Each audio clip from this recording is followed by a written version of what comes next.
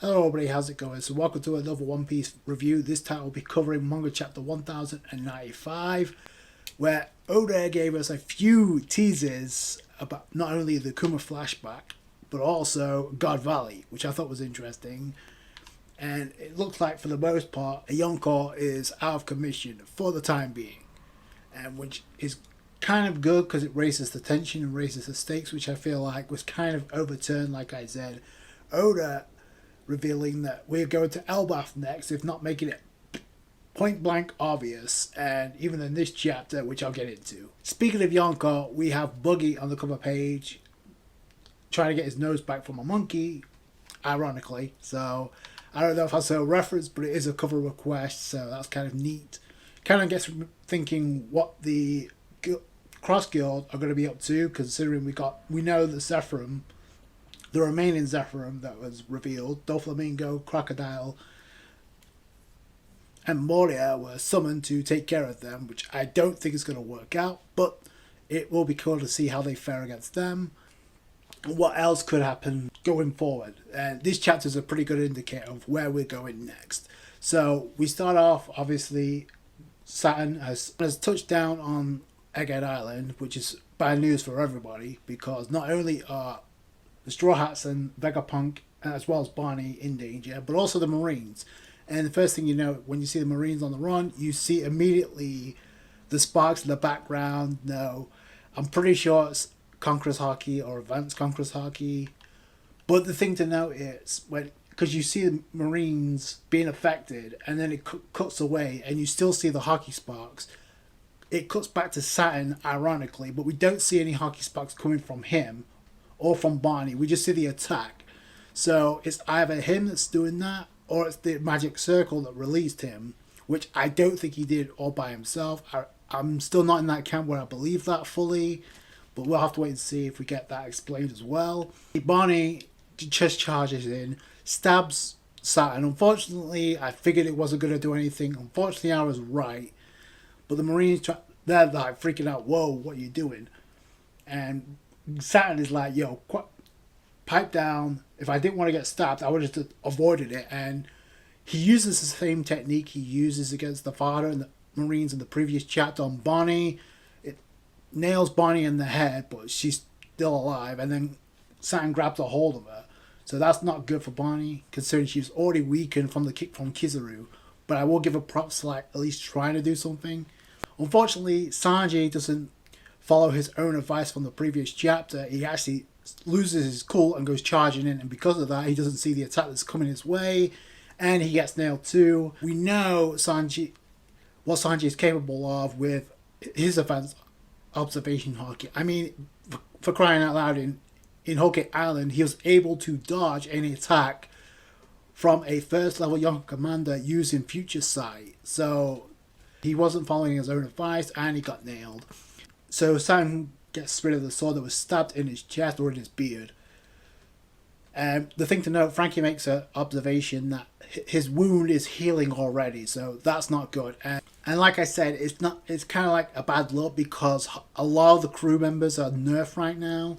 So I don't know if it would have made a difference, but yeah, it doesn't paint a good picture in my opinion. The Marines try to charge in to capture Vegapunk, and Saturn is totally confident about the situation. Like, there's no need for them. They have nowhere to run, which I feel like is a mistake because Kizaru right now is down. Whether he's trolling or not, I don't know. Like I said, I kind of lost interest in this battle when it's obvious when neither of them were taking it seriously, and plus Luffy was already nerfed going into that fight. So he was either able to actually physically hurt Kizaru and actually weaken him, which is a first, while even nerfed in Gear 5th, or Kizaru's trolling us. And like I said a couple of chapters ago, Oda is trolling us with the Admirals, because what we've seen from the Admirals is not it. Because at first it was Aokiji. Yes, he's not an Admiral anymore, but he's still trained under Garb, and he got outwitted by Garb and speed blitzed by Garb. So that's not really a good look. It wasn't really a good look for Fujitora or Greenball for that matter. So Saturn says, you know what? If you want the job done right, do it yourself. So he tries to attack Luffy, realizing that's Nika. So obviously Luffy timed out Gear 5th. But Frankie, shout out to him, actually getting Luffy away with strong right, so that was actually pretty cool. He gets Luffy out the way and then takes out a couple of the fighter marines and then grabs a hold of Luffy. So that was actually pretty cool on Frankie's behalf.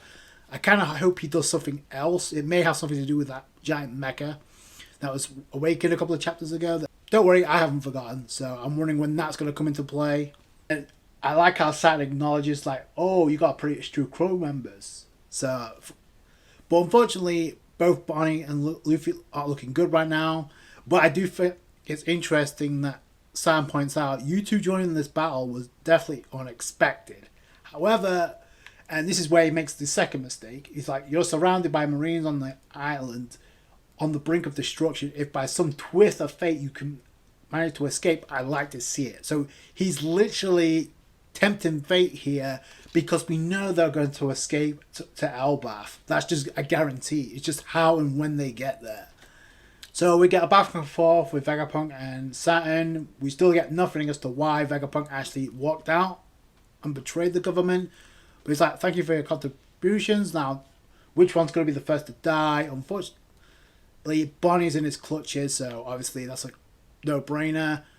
And I do find it interesting, and I'm going to go back to this in a minute, but I find it interesting throughout this entire sequence of this arc where Bonney was, like, Saturn was being warned about Bonney's involvement in Egghead Island, and Saturn's like, no, it doesn't matter. She's just a little girl. Ignore her. She's no longer our problem. Now, all of a sudden, he's like gone whole about killing her and wiping her out. And I'm like, why? What changed? Did the thought of Luffy and Bonney teaming up get to you? What's going on here? So that's where my eyes perked up. Because, okay, you're going to kill her because she's a threat alongside Luffy. That's point number one. And the other thing to note is the others can't do anything because apparently he's holding them down with some type of force. Now, that don't really question what would... Maybe something... If it's not science, then it has to be devil fruit. And Bonnie's trapped, nowhere to go, so it doesn't look good for her. And the moment he says, like, it may be devil fruit laid, I immediately thought of Fujitora because that's exactly what that reminds me of when somebody can't move via a devil fruit. So I don't know if there's a connection there, or if it's just me, but I thought that was kind of interesting. But Sanji, Vegapunk, Frankie can't do anything right now. Frankie does have a hold of Luffy, which is interesting. And if you noticed, before Frankie grabs a hold of Luffy, you notice that Luffy's still conscious. Like, he still hasn't lost consciousness yet, even though he's maxed out. So I think that's something to keep in mind. Especially when we get into the flashback, how important the theme of Sun God Nika is to Kuma and his race. Like, and speaking of which, we actually get the law of Kuma, Bonnie's getting triggered. Like, you killed my father, Saturn. And Saturn's like, no, he was born a slave, a remnant of a tribe of people that committed a grave crime. Like, okay, so, and the lone survivor, and he survived of the exterminated Buccaneers people. So he's a member of the Buccaneers tribe, and by the end of this chapter, we get to find out there's more to that lineage than meets the eye, in my opinion.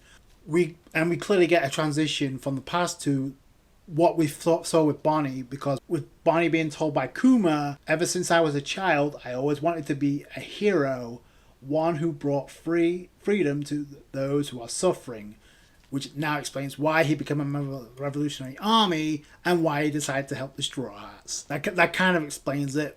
But he would dance into action with a smile on his face, and obviously we got a beat drum, which is a complete reference. As we transition back and forth from the past to the present, obviously Sanji and Vegapunk are freaking out. Bonney is like on the verge of being killed, but the fact we're getting the flashback, I don't think it's going to happen. And of course, we get the dialogue from Kuma. He will set me free too. Of course, talking about Sun God Nika, because it's the same thing he was told in his childhood in this flashback. So we cut back to 47 years ago in the South Blue, which in Sorbet Kingdom, which is kind of cool because we're getting some lore about that too. And we get the birth of Kuma, and we had to get Seal's actual parents.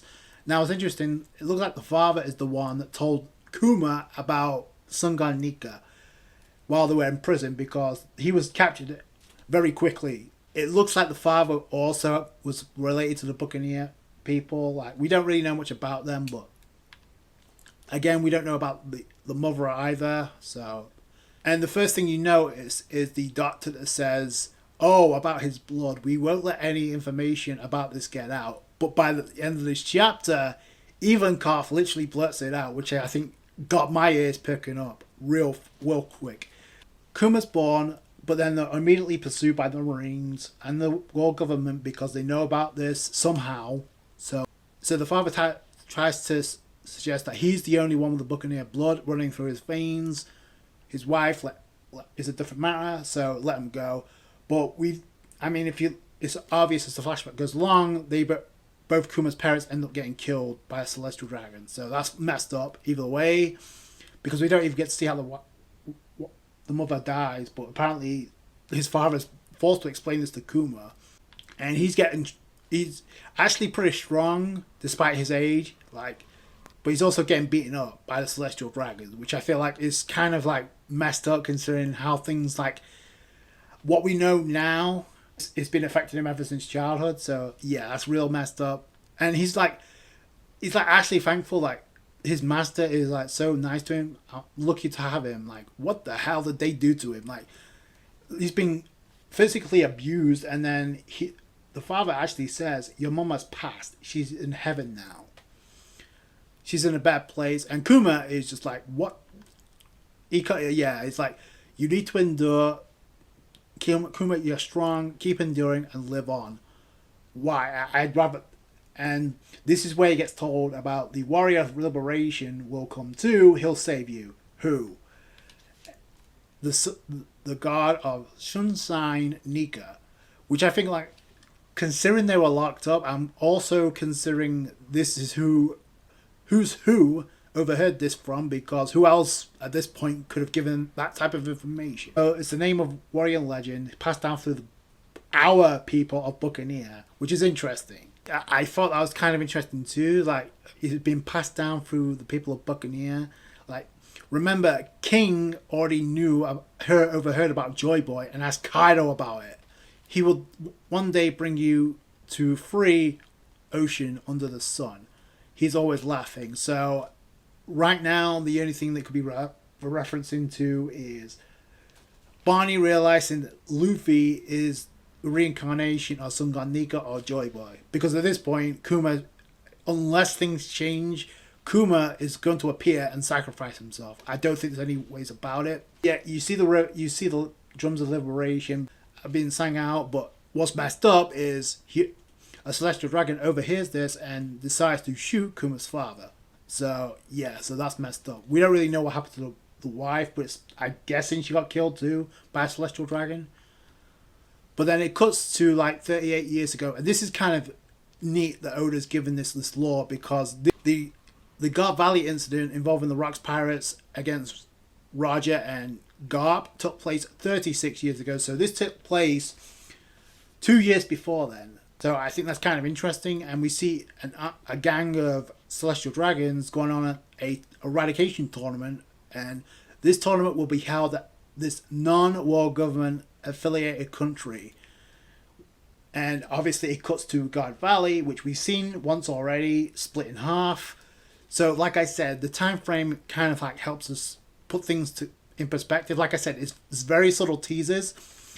So the fact that this took place 38 years ago, like I said, 2 years before the God Valley incident with the Rocks showing up. Now we know they came to like attack the nobles, world nobles. And we know it took place on God Valley. So now we kind of have a neat understanding about what's going on here. Like how the Celestial Dragons ended up coming on to God Valley in the first place when it was a non-world government affiliated country. Looks of it, they touched down on God Valley. This island is shamelessly named the Valley of the Gods. And here, the tradition of hunting natives will take place. This country is now property of the world government. I don't find it interesting whether there's a connection or not. There is a coincidence that both God Valley and the top of the Red Line that belong to the Lunarians, according to Whitebeard, telling Marco this. Obviously, we know King survived, and now we know that Kuma is the sole survivor of the Buccaneers. Although technically speaking, it looks like Bonney is part Buccaneer as well, considering obviously her father. It looks like the king of God Valley gets eradicated by Saint Vigarland Garling, who we've seen previously as a senior citizen. The last time we saw him, see the female celestial dragons going gaga over Garling. They came in the hunt of huge resources that obviously the world nobles were interested in. Now, what were those resources? Now, the first instance you could think of is maybe food, because we know how important that is to them going on in the present. But also, what I think it could possibly mean is a place where devil fruits are stored. Because why would they choose a place that's not affiliated with the world government? It just seems very shady to me, like, especially when you consider that's where they locked a bunch of slaves up, or a bunch of people up. And apparently Kuma tried to escape and got caught. And we also see Saturn there, but he looks, I don't know if it's just me, but he looks a lot younger than what he does now. So this whole notion that the Gurusei never age, I don't think, apparently they do age. So I kind of want to get more about that. But it looks like we actually get to where Bonney is seeing Kuma's memories for the first time. Because if you remember, we saw 3 silhouettes beating up on Kuma as a child. And she tried to intervene, but she couldn't because it's the past. It's a memory. So I'm guessing this is what happened. But what we didn't know is what happened after that. So we see three people beating on Kuma because he tried to escape. But all of a sudden, out pops out Ivankov, a young Ivankov, along with apparently his sister, which we did not know. And I'm guessing it's because his sister must have died at some point. But either way, it is cool. We're getting this kind of lore, not only on Kuma, but now on Ivankov. And their connection goes way back. I mean, it looks like well before Ivankov ran into Dragon and established the Revolutionary Iron, which would also make sense as to why Kuma would be the first to join along with them. So Ivankov introduced himself, typical. But what's interesting is what he says about, so hold it right, yeehaw. So hold it right there. I see you're this year's prize, I hear from the Buccaneer tribe. So this goes back to what I was saying. It's not just food that they were after. But I don't think it's just Kuma they were hunting either. Because what Ivankov says next is, I hear the Buccaneers have giant blood. Which is interesting. So I'll get back to that in a minute. But then we get introduced to the sister. Oh, my big brother here is pretty big too. And Kuma's like, oh, that's only my face. But we get introduced to slave Ginny. Yes, I know. So I don't listen. I don't know if you guys are gonna fall on the same train of thought as I am, but I'm just gonna throw this out there. That right there, Ginny is Bonnie's mother. Not only just because of the name, but also, dude, just look what she's holding. Like a piece of meat. And when we first saw Bonney introduced for the first time, what was she eating? A piece of meat? Not a coincidence. This is the person that's going to end up becoming Kuma's future wife and Bonnie's future mother. I think that's where it's going. I don't know why you would introduce this new character if it's not going to be the case. So, and especially if it has any involvement with Ivankov. Okay, yeah. Now, what I'm interested, it looks like this is where the memories take off, with Kuma being assaulted by 3 silhouettes. We come to find out there are 3 other slaves that got locked up too. And we know Bonnie saw some memories, but we just don't know what they were and how much it affected him or her. So, if Bonney saw all of this go down, all of this changes the game. Because it's one thing for Bonney to realize what Kuma was going for and keep a promise. So much so why he's willing to offer up his own freedom to be modified as a cyborg. Just for some reason, we don't know what that reason is. But I'm assuming it's to protect Bonnie's life because of his Buccaneer blood that's in him.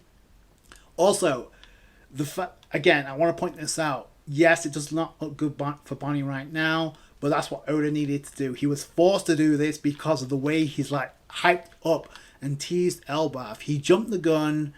I'm just going to say it right now. Not once, but twice. We knew we were going to Elbaf. I said this in the last chapter.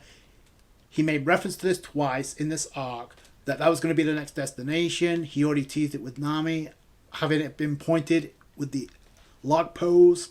And now the fact that Bonney's seeing this, now we don't know if she saw this whole flashback or she just saw where he was being abused by those 3 slaves and it went from there. Either way, it's a game changer now because she knows that Saturn is the one, and Saturn is complete full of shit. Like, he had a lot to do with what happened with Kuma. He and the world government alike. So now this is more than just personal for Bonney. So Bonney, yeah, it doesn't look good right now, but she ain't dying. Kuma's going to show up like some way, shape, or form. I think it was actually a good move by Oda to keep that in your back of your mind, because we know Kuma is heading somewhere on Marajose, but we don't know where and how it's going to affect the ending of this arc. Oda hyped up, there's going to be an event that shakes the foundation of the One Piece world. Right now, Luffy he's out of commission right now. He's done, like I said before, he's not out of the game. He's not lost consciousness yet, but Bonney is in a pretty weakened condition. Sanji, Frankie, and Vegapunk can't do anything right now, unless there's a twist and Kizaru actually stabbed the knife in Saturn's back or chest, then something else has to happen. And I say Kizaru because he's the only one technically that can move. And his demeanor throughout this entire thing's been different. He says, like, I have no excuses, like, I'm out of commission too. But the thing is, it's like he's known for trolling. And number 2, Oda has made it a point to not only highlight the connection between Vegapunk and Sentomaru, but also Vegapunk, Sentomaru, and Kizaru. We've seen that couple of times, and we've seen Kizaru saying like, "Oh, we're just cogs in the machine. Like, we're just following orders." And I said like that way of thinking is going to change within the Marines anyhow. So it's gonna start with the old generation going into the new. So at some point, Kizaru is going to change his philosophy. So is that going to be where this happens? And he's going to pull a double turn, much like Stussy, and actually help Vegapunk escape? Or is the simple approach, and maybe the most likely, is Kuma going to show up to bail save his daughter and sacrifice himself to give Bonney that push to join the alliance? Because like I said, now it's personal. If it wasn't before, it's going to be. And we don't know if the Revolutionary Army are going to show up or not. Dragon possibly could show up. That could be the other thing. Yeah, those are just my thoughts. I think this is where this is going to go. I think, and because the giant blood that's a part of the Buccaneer people, is that a reference? Like, does that mean the Buccaneer people have the blood of the giants from Elbaf in them, or is that just a different meaning entirely? Because that's what I got from that. And if that's the case, then that pretty much solidifies Bonney is going to Elbaf, because that's part of a bloodline.